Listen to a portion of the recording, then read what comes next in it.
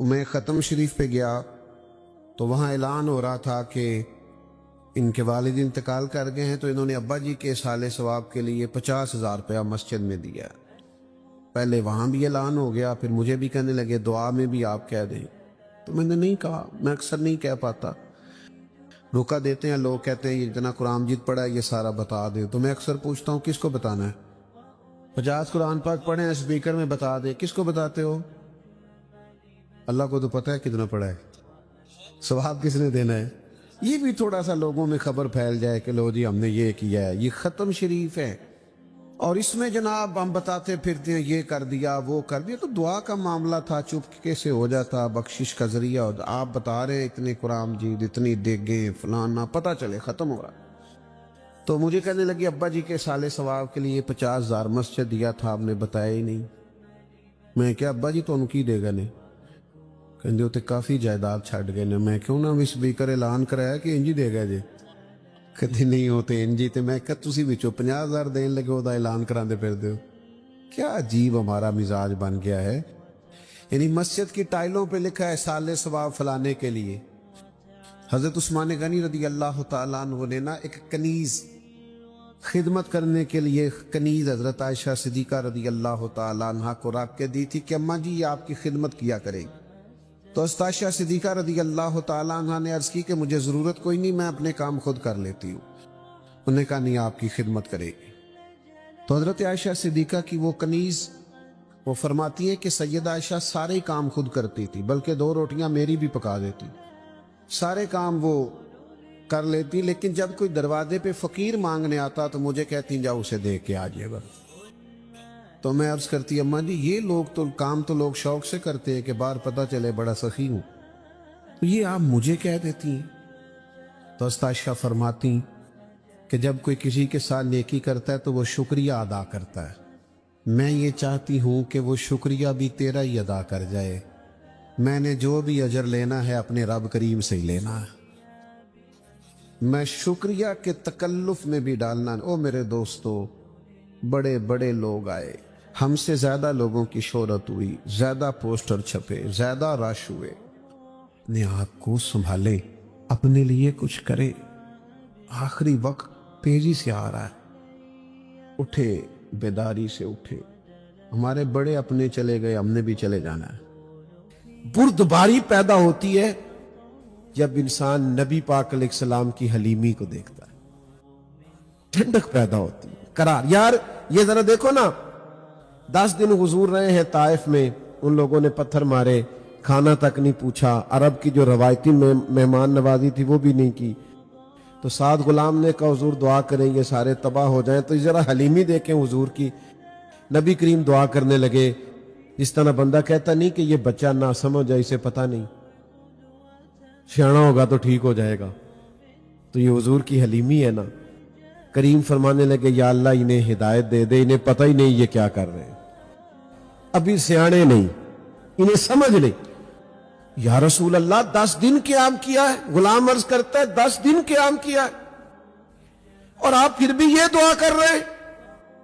تو حضور فرمانے لگے یہ وقار ہونا چاہیے، یہ ٹھہراؤ ہونا چاہیے، یعنی پتھر مارنے والے کے لیے سخت رد عمل آتا ہے نا، شدت مزاج میں پیدا ہوتی ہے نا، انسان اس کے بارے میں سخت بات سوچتا کرتا ہے کہ میں دیکھ لوں گا پھر تمہیں پتہ چلے گا میں کون ہوں۔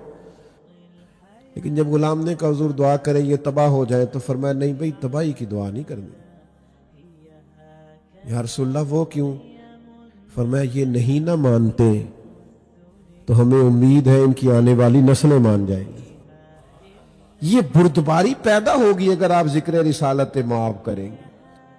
یہ جو ہمارے مزاجوں میں تلخی آئی ہے نا، بے چینی آئی ہے، بے قراری آئی، الجھاؤ آیا، ذہنی تناؤ آیا، ہر ایک کے بارے میں بدگمانی آئی ہے۔ مجھے ایک دوست نے آ کے کہا کچھ لوگ پیروں مولویوں کے بارے میں کہتے ہیں کہ یہ لوگ ٹھیک نہیں، اللہ ماشاءاللہ بڑا سخت رویہ ہے۔ میں ہنس پڑا، میں کیا صرف پیراں دے بارے مولویاں دے بارے آندے نے، پولیس والے دے بارے کی آندے نے، تے وابڈا والے روز پھلاں دے ہار پہناندے نے۔ سب کے بارے میں ہمارا یہ حال ہے، کسی کو چھوڑا ہی نہیں، رویے میں سختی آ گئی، سب کے بارے میں یہی حال۔ تو جب آپ ذکر رسالت معاب کریں گے تو نرمی آئے، فضا میں اطمینان پیدا ہوگا۔ جب نبی پاک علیہ السلام کی سیرت مبارکہ، اوصاف مبارکہ، فضائل، خصائل، شمائل یہ آپ بیان کریں گے تو آپ خود محسوس کریں گے کہ آپ کی سیرت کی تعمیر ہو رہی، آپ کی شخصیت کی تعمیر ہو رہی، آپ کے اندر نکھار آ رہا، آپ محسوس کریں گے کہ آپ کی روح آہستہ آہستہ پرواز کر رہی ہے۔ لیکن وہ صرف اور صرف حضور کی سیرت سے ہوگا، اس کے علاوہ ممکن نہیں ہے۔ خلاف پیمبر کسے راہ گزی، حضور علیہ السلام کا رستہ چھوڑ کے دوسرا کوئی رستہ مل سکتا نہیں ہے۔ تو میرے عزیز، ہر موقع پر حضور کا ذکر کریں، کرتے ہیں ہم حضور کا ذکر، پر کلاں والے دن، 10ویں والے دن ناراض ہو گئے ہو، مہندی والے دن کدا ذکر کر دے ہو، برات والے دن بڑے بڑے حاجی نمازی اللہ ماشاءاللہ، بڑے بڑے مذہبی اسٹیجوں پہ نظر آنے والے اللہ ماشاءاللہ، ہم تو آپ کو تب دیندار مانیں گے جب آپ کے گھر میں شادی ہوگی تو آپ دین پہ عمل کریں گے، ورنہ تو ادھار ٹوپی پکڑ کے کوئی بھی کسی جگہ پہنچ جاتا ہے، اس میں کیا ہے؟ پتہ تب چلے گا جب آپ حضور کا ذکر کریں گے شادی والے دن اور ولیمے والے دن اور مہندی والے دن، آپ کہیں گے یہاں کوئی ایسا کام نہیں ہوگا جو حضور کے ذکر سے ہٹ کے ہو۔ یہ کیا بات ہوئی کہ محفل ہے تو پھر بھی وہاں آپ کا قبضہ ہے، اور کوئی شور شرابہ ڈھول ڈمکا ہے تو پھر بھی آپ ہی سب سے آگے؟ دو رنگی چھوڑ کے یک رنگ ہو جا، سراسر موم ہو جا یا پھر سنگ ہو جا، ایک ہی رستہ ٹھیک ہوتا ہے۔ دو کشتیوں کا مسافر کبھی کنارے پہنچتا کی کہیدا دو کرانا پرونا، اللہ ہی خیر کرے۔ تو بھائی یاد رکھو، حضور کا ذکر پاک ہر لمحہ، ہر لہجہ، ہر وقت، اور یہ بڑی شان والا بندہ ہے جو نبی پاک کا ذکر کرتا ہے، وہ بڑی عظمت والے لوگ ہیں جو حضور کے ذکر کا اہتمام کرتے، وہ بڑے باکمال لوگ ہیں جو ذکر مصطفیٰ صلی اللہ علیہ وسلم سننے کے لیے آتے۔ بہت ساری ایسی باتیں میں کرنا نہیں چاہتا، وہ بعض اوقات تھوڑی مشکل ہو جاتی ہے میرے لیے بھی اور بلانے والوں کے لیے بھی۔ اب تو بڑی ساری سختیاں ہماری طبیعت سے ویسے نکل گئیں، دوستوں نے کہہ کہ ہمیں کہ یہ بھی رہنے دیں، یہ بھی رہنے دیں، کافی سارے سوال ہی شارٹ ہو گئے۔ ایک جگہ میں کسی محفل میں حاضر تھا، اب تو جاتے بھی نہیں زیادہ جگہ پہ، موقع نہیں بنتا، تو وہاں ایک نقیب محفل نہ بار بار قوم کو پریشان کر رہے تھے، تسی سبحان اللہ نہیں کہندے، تہاڈا ذوق ہی نہیں، میں بڑی دیر دا لگا۔ اچھا وہ جس ویلے کوئی لاگے نعت پڑھے تے آپ کرما والا موبائل تے لگ جائے، بھئی تیرا ہن ذوق کتھے گیا ہے؟ تو تہاڈا ذوق ہی نہیں۔ تو بزرگ لوگ بیٹھے ہیں بیچارے، اور پھر میں آیا ہوں بیان کر کے چلا جاؤں گا، نعت کھایا نعت پڑھ کے، اچھا ان کا ذوق ہی نہیں بیچارے جو شروع سے لے کے آخر تک بیٹھے، آپ نے ایک منٹ میں انسلٹ کر دی، سمجھا ہی نہیں آپ نے، تو بار بار کہے جا رہا ہے۔ میں انہوں آکھیا، میں کیا کرما لیا تو تے کچھ 4 پیسے لینے نے، اے مفت آئے نہیں سارے، تیرے نالوں زیادہ ذوق ہی ہے نا دا، یہ فری میں آئے ہیں حضور کے ذکر کی محفل میں، اس لیے ان کی شان زیادہ ہے۔ تو تھوڑا سا چیزوں کو تبدیل ہونا چاہیے، حقیقت پسند بنے۔ یہ کیا بات ہوئی کہ اگر کوئی آپ کے سامنے کلام نہیں کرتا، بات نہیں کرتا، تو اس کا مطلب یہ ہے کہ آپ جو چاہے مزاج میں آئے آپ بات کریں گے؟ حضور کا ذکر پاک بڑا معتبر کر کے اور بڑا پیارا کر کے، اور اس میں آپ ذوق لیں۔ میں نے جیسے عرض کیا نا، نعت میں ایک لذت ہے، نعت میں ایک کیف ہے۔ نعت تو کبھی کوئی پڑھتے پڑھتے سو جائے تو پتہ نہیں کہاں پہنچ جائے۔ نعت ادب کا وہ اعلیٰ مقام ہے، لیکن شرط یہ ہے کہ پڑھنے والا بھی اس میں کھو جائے اور سننے والا بھی اس کا لطف لینے لگے، پھر اس کے اندر کیف پیدا ہو جاتا ہے، سرور پیدا ہو جاتا ہے۔ لیکن اگر آپ میری طرف دیکھیے گا، اگر آپ نعت کے معیار کو نہیں سمجھتے، آپ نعت کی تعظیم کو نہیں سمجھتے، حضور کے ذکر پاک کی کیفیات کو نہیں سمجھتے، تو پھر اس کا مطلب یہ ہے کہ آپ اس خاص منزل تک کبھی پہنچے نہیں جو نعت سننے سنانے کی منزل ہے۔ علامہ اسماعیل حقی رحمۃ اللہ علیہ تفسیر روح البیان میں لکھتے ہیں، فرماتے ہیں جب جناب ابو بکر صدیق رضی اللہ تعالیٰ عنہ نے کلمہ پڑھا تھا تو یہ بریکنگ نیوز تھی بہت بڑی مکہ مکرمہ میں۔ آج کل تو خیر ہمارے چینل پہ ہر چیز ہی بریکنگ نیوز ہوتی ہے نا، کھانسنا بھی بریکنگ نیوز ہے، تو بریکنگ نیوز کی کوئی قدر ہی نہیں رہی۔ تو بہت بڑی خبر چل گئی کہ یار ابو بکر صدیق مسلمان ہو گئے، پتہ تو کرو۔ اتنا بڑا تاجر، صاحب رائے آدمی اور بڑا سنجیدہ فکر آدمی،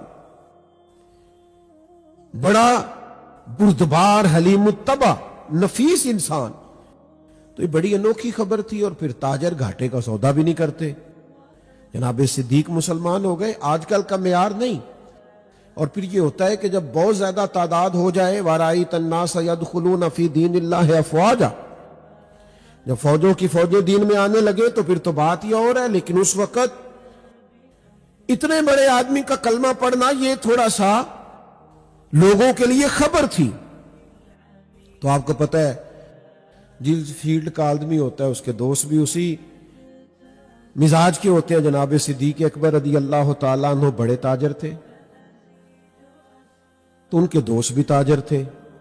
ان کے دوستوں کے نام بتاؤں آپ کو، حضرت عبد الرحمن ابن عوف رضی اللہ تعالیٰ، حضرت عثمان غنی رضی اللہ تعالیٰ، حضرت سعید بن زید رضی اللہ تعالیٰ، بڑے بڑے تاجر آپ کے دوست تھے۔ وہ سارے اکٹھے ہو کے نا تصدیق کرنے گئے کہ پتہ کریں جناب صدیق اکبر واقع مسلمان ہو گئے۔ وہ جب آئے نا تصدیق کرنے تو آ کے پوچھا کہ ابو بکر آپ مسلمان ہو گئے ہیں سنا ہے؟ تو بڑی سادی سی بات تھی، یا ہاں کر دیتے یا نہ کر دیتے۔ حضرت صدیق اکبر مسکرائے اور فرمایا اتنی جلدی جواب دے دوں؟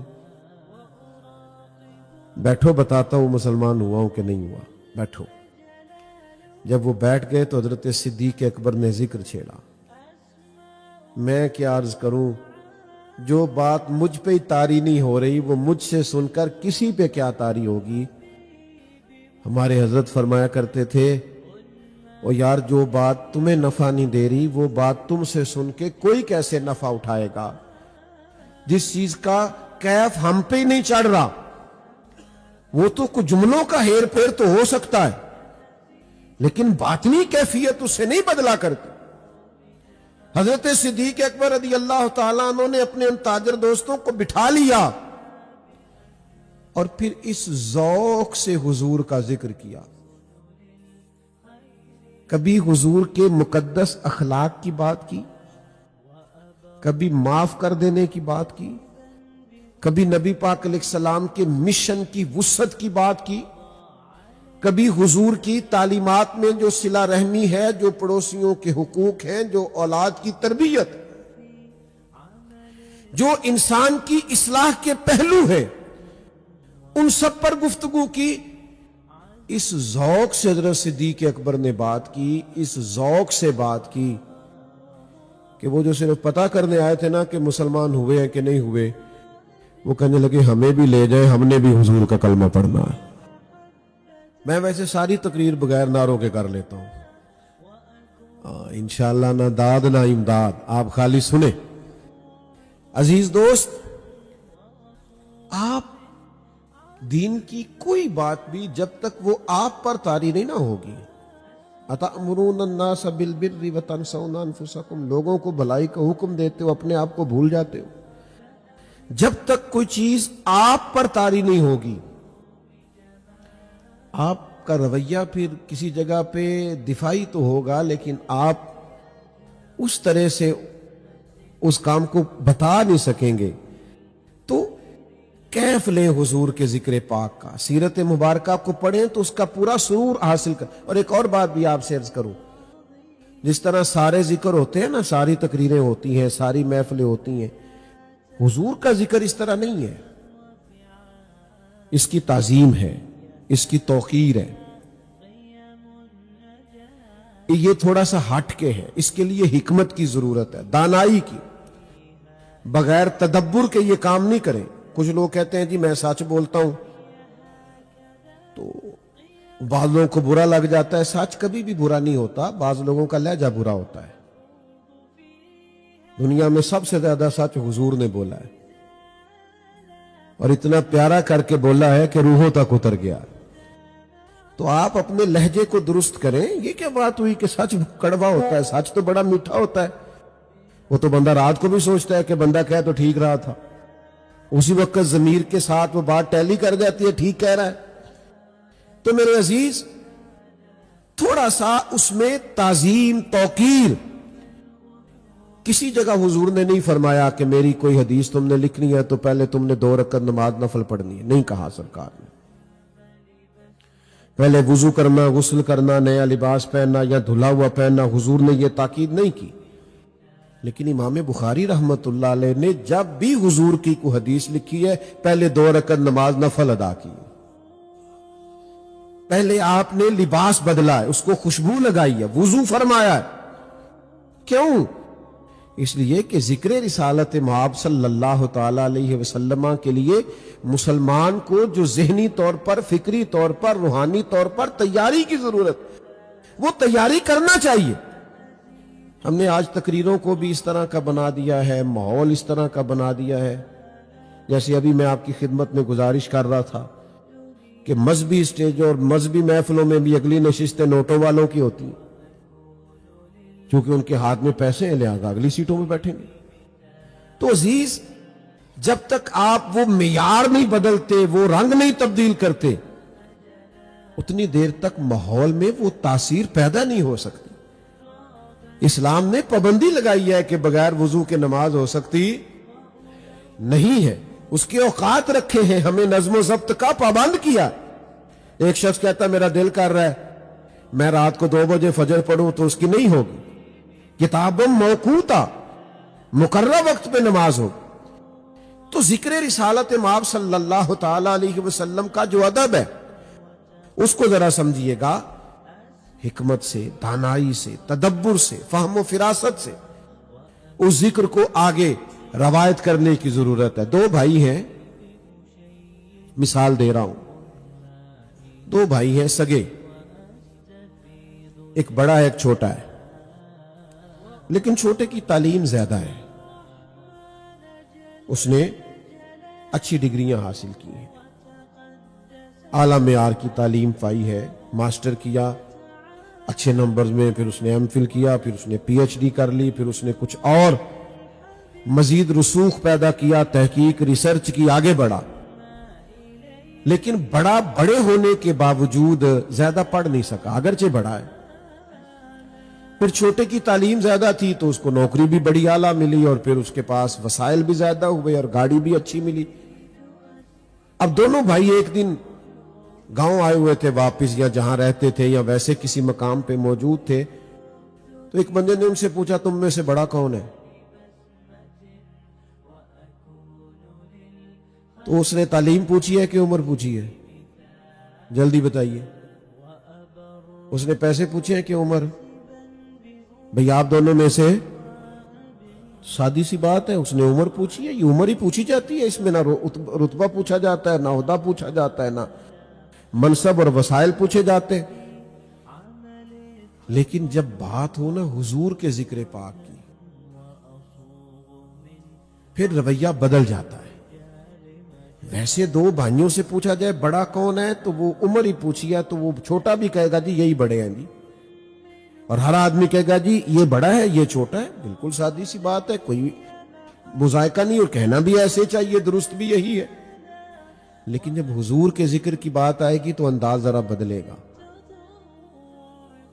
حضرت عباس رضی اللہ تعالیٰ عنہ نبی پاک صلی اللہ علیہ وسلم کے چچا ہیں. ان سے کسی نے پوچھ لیا آپ بڑے ہیں کہ حضور؟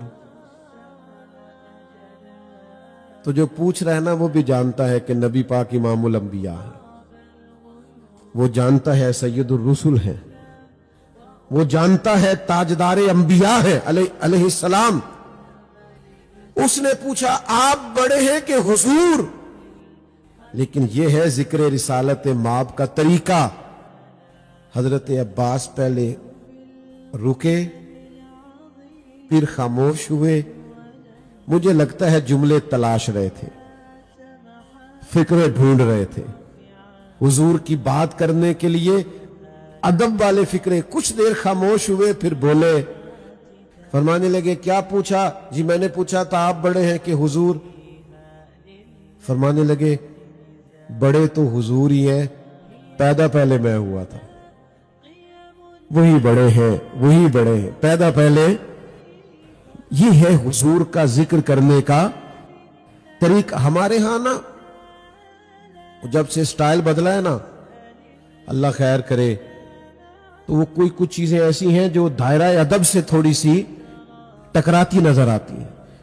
کچھ ذوق ہو، کچھ شوق ہو، حضور کا ذکر پاک کرنے کی کچھ لذت ہو، بس بات کو سمیٹنے لگا ہوں۔ یہ جب ترکیوں کا دور تھا نا حجاز مقدس پر خدمت کا، اس وقت وہ خدمت پر مامور تھے، تو پرانی تصاویر آپ دیکھیں گنبد خضرا شریف کی، تو سامنے کھجور کے 2 درخت ہیں۔ اس زمانے میں آج بھی خیر جو لوگ کچھ صاحب قلم ہیں یا کچھ شعری ذوق رکھتے ہیں، عربی کا، فارسی کا، اردو کا، تو وہ وہاں رات کو جب بیٹھتے ہیں تو کچھ محفلیں جمتی ہیں، اپنا اپنا ذوق ہوتا ہے، تو کچھ لوگ اس پر بھی کچھ لطف اندوز ہوتے ہیں۔ تو اس زمانے میں رات کو مختلف زبانوں میں لوگ بیٹھتے تھے اور حضور کے لیے شعر کہا کرتے تھے۔ تو اب وہ سامنے 2 درخت ہیں گنبد خضرا شریف کے، تو ایک ہندی شاعر نے شعر کہا۔ آپ کی توجہ ہے میری بات پر؟ شعروں سے پریشان تو نہیں ہوتے؟ تو اس نے شعر کہا، آپ ذرا توجہ فرمائیے۔ اس نے شعر کہا، ایک ہندی شاعر نے، مسلمان شاعر نے خوبصورت شعر کہا۔ ہندی اس لیے کہہ رہا ہوں کہ پاکستان، ہندوستان اس وقت اکٹھا تھا۔ نے شعر کہا، 2 درخت ہیں گنبد کے سامنے۔ اس نے شعر کہا یوں ہیں درخت حضرت والا کے سامنے، گویا مجنو کھڑے ہیں خیمہ لیلا کے سامنے۔ جس طرح خیمہ لیلا کو سامنے مجنو کھڑے ہوئے، ایسے 2 درخت ہیں حضور کے سامنے۔ تو اعلیٰ حضرت بریلوی رحمت اللہ علیہ موجود تھے اس محفل میں۔ فرمانے لگے مزہ نہیں آیا آپ کے شعر کا، آپ نے نبی پاک کے گنبد کو لیلا کے خیمے سے تشبیہ دی، کوئی ملتی جلتی بات کریں، معاذ اللہ یہ کیا آپ نے کہا، کوئی لطف نہیں آیا۔ تو وہ آدمی جانتا نہیں تھا، کہنے لگا بات کرنا تو آسان ہے، شعر کہنا ذرا مشکل ہے، شعر کہنا ذرا مشکل ہے۔ فرمانے لگے اگر آپ کہیں تو کہہ دیتے، اگر آپ کہیں تو۔ اعلیٰ حضرت بریلوی کے ایک چھوٹے بھائی ہیں مولانا حسن رضا، مولانا حسن رضا بھی داغ دہلوی کے شاگرد ہیں، اور ڈاکٹر اقبال بھی داغ دہلوی کے شاگرد۔ تو ہر آدمی کا اپنا ذوق ہوتا ہے نا۔ تو داغ دہلوی شاعر تھے، اردو ادب اچھا جانتے تھے، تو انہوں نے مولانا حسن رضا کی ڈائری میں اعلیٰ حضرت کی کچھ نعتیں دیکھی، تو کہنے لگے یار یہ مولوی ہو کے اتنا اچھا شعر کہتا ہے۔ میں نے آپ کو کہا نا کچھ لوگ کہتے ہیں کہ ہمارے مولویوں کے بارے میں خیالات ٹھیک نہیں، تو میں نے کہا مولویوں کے بھی کئی لوگوں کے بارے میں خیال ٹھیک نہیں، ہم سارے لڑ رہے ہیں ایک دوسرے سے، یہی رویہ ہے پوری دنیا میں۔ تو ہم دام برسرے مطلب کو مولوی ہو کے اتنا اچھا شعر کہتا ہے، اور اردو ادب میں کوئی تازہ کلام لکھ کے لانا، لکھوا کے لانا۔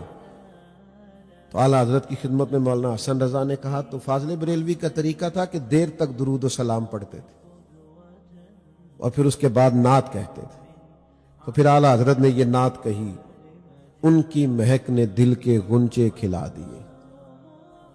یہ اس پر غور کریں، ان کی مہک نے دل کے، وہ جس راہ چل دیے ہیں کوچے بسا دیے، یعنی حضور گزر جائیں تو بستیاں آباد ہو جاتی۔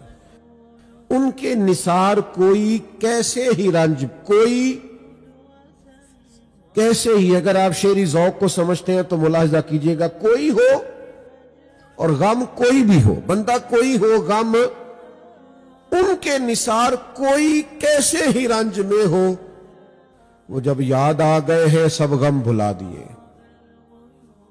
تو یہ شعر اس ترتیب سے اعلیٰ حضرت رحمت اللہ نے لکھے۔ تو ابھی مقطع اس کو کہتے ہیں جس میں شاعر کا نام بھی یا تخلص بھی آتا۔ ابھی مقطع کہنا تھا کہ ٹرین آ گئی، مولانا ڈائری پکڑی اور دلی چلے گئے۔ تو داغ دلوی نے جب یہ کلام کا حسن دیکھا اور بہار دیکھا، بس میں اپنی بات کو مکمل، یہ چیزیں اوپر نیچے ہو جاتی ہیں، اتنے پریشان نہ ہوا کریں، شکر کرو بتی نہیں گئی، اتنی دیر ہو گئی تو یہ تو آ گیا، ٹھیک ہو گیا، اللہ خیر کرے۔ ویسے بھی دل کے لیے موت ہے مشینوں کی حکومت، احساس مروت کو کچل دیتے ہیں آلات، اقبال نے کہا۔ آمدام برسر مطلب، وہ جب اس کے پاس وہ ڈائری پہنچی جس میں یہ نعت لکھی تھی، تو پھر آخری اس نے کہا کہ مولانا سے کہنا کہ اس میں نا پھر مقطع میرا لکھا ہوا شامل کر لیں۔ ان کی مہک نے دل کے غنچے کھلا دیے ہیں، جس راہ چل دیے ہیں، اس نے کہا مقطع میرا لکھ لیں کہ ملک سخن کی شاہی تم کو رضا مسلم، تم تو جس راہ چل دیے ہو سکے بٹھا دیے۔ تو کمال ہوتا ہے کہ آپ اپنے علم و فن کے ساتھ تبلیغ دین و ذکر رسالت مآب صلی اللہ تعالی علیہ وسلم میں مشغول ہو جائیں، یہ کمال۔ تو خیر بات کو سمیٹنے لگا ہوں۔ ان سے جب کہا گیا نا کہ یہ شعر آپ نے کیا کہا، کہ درخت کھڑے ہیں خیمہ لیلا کے سامنے، تو کہنے لگا آپ کہہ دیجئے۔ تو پھر اعلیٰ حضرت نے شعر کہا، فرمایا یوں ہے درخت حضرت والا کے سامنے، یوں ہے درخت حضرت والا کے۔ آج کل نا بے ادبوں کا بڑا زور ہے، اور جو بدتمیز ہوتے ہیں لوگ ان کو بڑا اسکالر سمجھتے ہیں، وہ سمجھتے ہیں چونکہ توہین کرتا ہے 10-15 لوگوں کی، لہذا بڑا آدمی۔ تو یہ بڑی بڑی مصیبت ہے۔ لیکن ادب والے لوگ جو تھے ان کا معیار اور سٹیٹس کیا ہے؟ فرمایا یوں ہے درخت حضرت والا کے سامنے، گویا قدسی کھڑے ہیں عرش معلا کے سامنے۔ تو عزیز اب تھوڑا سا اللہ جل تھوڑا سا مزاج کو بدلنے کی ضرورت ہے۔ آہستہ آہستہ لوگوں میں شدت بڑھتی جا رہی ہے، ذہنوں میں تناؤ بڑھتا جا رہا ہے۔ ہم بڑی مشکل سے آنے والی نسل کو دیکھ رہے ہیں کہ وہ سمجھتی ہے کہ ہم چاروں جانب حالات میں گھرے ہوئے ہیں۔ اب زیادہ ضرورت پڑ گئی ہے کہ حضور کا ذکر پاک کیا جائے، انہیں اخلاق نبوی صلی اللہ تعالی علیہ وسلم سے آگاہ کیا جائے، انہیں بتایا جائے کہ اصل زندگی وہ ہے جو ایک بردبار آدمی کی، باوقار آدمی کی، اپنی محنت پر بھروسہ کرنے والے آدمی کی زندگی ہوتی ہے۔ شارٹ کٹ کا رستہ، کوئی غلط رستہ، کوئی ناجائز رستہ، کوئی ایسا رویہ جس سے کہ انسان کی وزاداری پہ حرف آئے، اس سے اپنی نسل نو کو بچانے کے لیے خوبصورت محافل خوبصورت انداز میں سجانے کی ضرورت ہے۔ دعا کرتا ہوں جو میں نے کہا اللہ قبول فرمائے، بات کرتے کہیں بھول گیا ہوں تو اللہ مجھے معاف فرمائے۔ محفل آپ کی جاری رہے گی، لوگ آتے بھی رہتے ہیں جاتے بھی رہتے ہیں، ہم شخصیات کے قائل نہیں ہیں، نظریات کے قائل۔ لوگ دنیا میں آتے ہیں پھر چلے جاتے ہیں، لوگوں سے دنیا نہیں چلتی، اللہ کے فضل سے چلتی ہے۔ تو اس لیے اب محفل تو چلے گی، اور اس کے بعد بھی ذکر رسالت مآب صلی اللہ تعالی علیہ وسلم ہوگا، تو کسی کو مجبوری نہ ہو تو محفل نہیں چھوڑیے گا، تشریف رکھیے گا۔